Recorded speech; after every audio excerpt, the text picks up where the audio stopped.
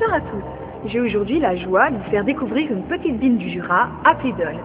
Riche en patrimoine, cette ville fut la capitale de la province de Franche-Comté et du comté de Bourgogne jusqu'en 1676.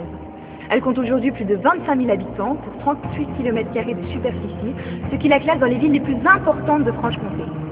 Par son histoire et ses bâtiments variés, elle attire chaque année des milliers de touristes qui viennent visiter cette fameuse collégiale du XVIe siècle dans laquelle nous sommes présents aujourd'hui.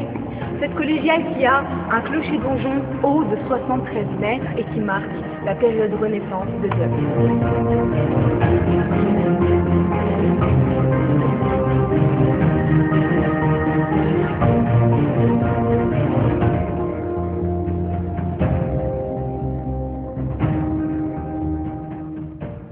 Ces touristes peuvent également découvrir le canal des Tanneurs ou le théâtre à l'italienne, la place Jules Grévy et le bâtiment de la Charité.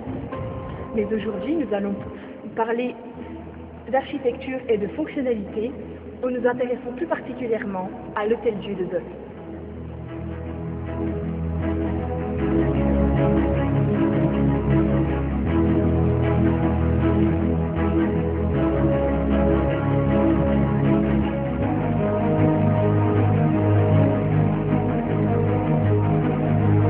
Sous la domination des Habsbourg, d'abord d'Autriche puis d'Espagne, entre 1477 et 1678, Dole est une ville prospère.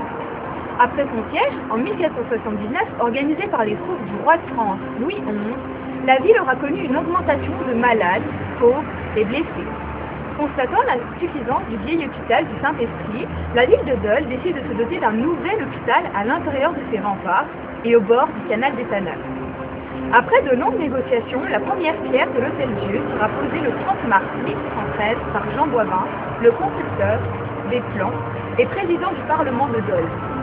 En 1624, durant les travaux de construction, une gouvernante et des domestiques accueillent les premiers patients dans le corps principal. La construction s'achève seulement en 1840, même si le bâtiment est déjà utilisé, après la création d'une nouvelle aile, édifiée pour les soldats de l'empereur Napoléon III.